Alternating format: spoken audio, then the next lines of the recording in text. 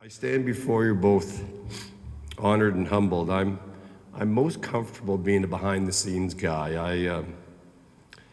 I like the athletes, the personalities, the events that speak for themselves, and I like to be behind the scenes, making sure everything's going all right. But this has given me cause to think about it all. How did it all happen? I think about my father being a timekeeper playing minor hockey and outdoor rinks we played in Sudbury and St. Catharines, and he'd have his scarf over his head like this, tucked under his chin, and his fedora still on top of his head. And he was there all the time. I think about my mother bringing up 4 young school children, 2 in high school, 2 in public school, after my father passed away, and how she did it, we'd never really understand, but she worked everywhere she could, night shifts included, so she could provide for the 4 of us. My mother, far and away, had the greatest influence on me as a young boy, and I clearly wouldn't be here today without her sacrifices. My mother and I talked every day, and I think now about why my sister, my 2 brothers, and I think it's important to still get together every Christmas, every Easter, every Thanksgiving, and it's that wonderful sense of family that our mother gave us. I feel my wife, Jane, with me every day, not just through Karen and Jamie and Scott and Jeff, but she taught me, she changed me, she made me a better person, she made me a happy person. Together with my mother, they defined family.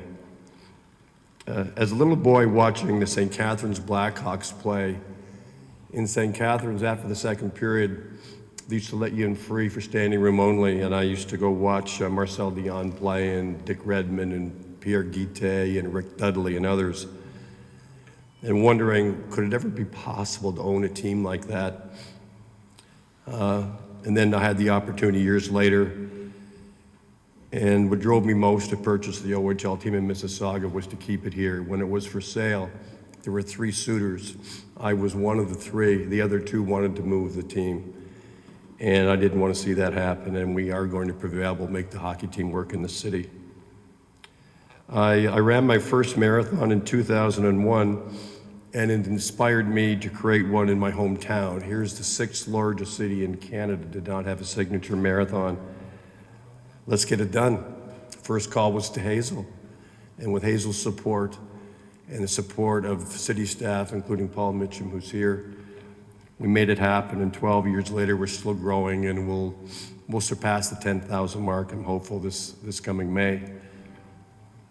And identifying a need in our great city for also something special, we need a radio station. And so with the application approved by the CRTC, it'll be AM 960. The call letters will be CKNT as in News Talk. So hopefully the launch process will begin within the next few months. And at the end of the day, I'm just a kid from St. Catharines who dared to dream. And my sincere congratulations to my co-inductees and to past inductees. In the first group, I have a bit of a connection. I certainly consider Chuck Jackson my friend, and the same with Paul Henderson. And during Silken's competitive career, I was her agent through that period of time. And I remember when they named a street after her, I never understood why they called it Silken Lauman Way. Shouldn't it have been called Silken Lauman Road? But I remember Silken in her fabulous race in 1996 in the Summer Olympics in Atlanta. She came back from that horrific accident. Most people didn't think she'd walk again, let alone compete, 5 months after the accident. And she was 4th, and if you understand the Olympics, you'd rather be 20th than 4th, 1 spot out of the medals. And Silken didn't win the race that day, but she did. For all of us Canadians, we're so proud of her. She crossed the finish line. She passed the 3rd place finisher and won a bronze medal for Canada. As a little boy, I used to watch Johnny Bauer play, and as a Gordie Howe fan, I used to love it when Gordie would beat Johnny. And I was speaking to Johnny about that a few minutes before we started, and Johnny says, I single-handedly kept Gordie in the league.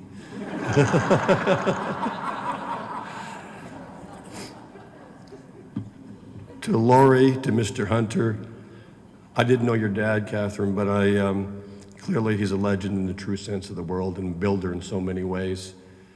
To Sandy, his 500 race wins in a season. The one I think is kind of unique is, even if you're not a horse racing fan, most people know what the Triple Crown is: the Kentucky Derby, the Preakness, and the Belmont Stakes. In 1979, aboard Golden Act, Sandy finished third in the Kentucky Derby, second in the Belmont, and second in the Preakness. It kind of gets lost when people focus on winners, but challenged in every one of those three races that year.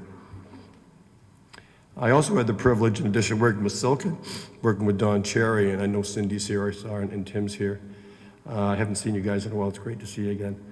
For a few years, I worked with Don on his contracts with CBC, and I remember one time doing some research. If you understand television ratings, they peak at certain times, and if you can appreciate when Coach's Corner comes on, here's the Hockey Canada ratings. When Coach's Corner comes on, it goes like this, and then when Coach's Corner is over, it comes back down, which means people tune in to hear Don and don't care about the hockey game. And as an agent, you can appreciate that was a tremendous ammunition for a significant raise the following year. Clearly, Don Cherry is hockey, and hockey is Don Cherry. I love Mississauga, I believe in Mississauga, and I'm proud to call Mississauga my home. And I'll continue to do whatever I can to improve our home, and I commit to all of you that I will continue to search out new initiatives for our great city. And to all young people, never give up your dreams, because if this little boy from St. Catharines can do it, so can you. Anything is possible. If you don't have dreams, they don't come true. There were many moments in my life when I didn't believe this was all possible. Nothing is easy. Don't be afraid to fail, and don't let anyone tell you it is not possible or can't be done. Thank you to Ron and the Legends Board. And I'd also just like to say a huge thank you to my colleagues at Landmark and the Mississauga Steelheads. I would not be here without everything my mother, my wife, and my children have given me. To Mom, to Jade, to Jeff and Scott, to Karen and Jamie and Paige. This honor doesn't belong to me, it belongs to you. Thank you.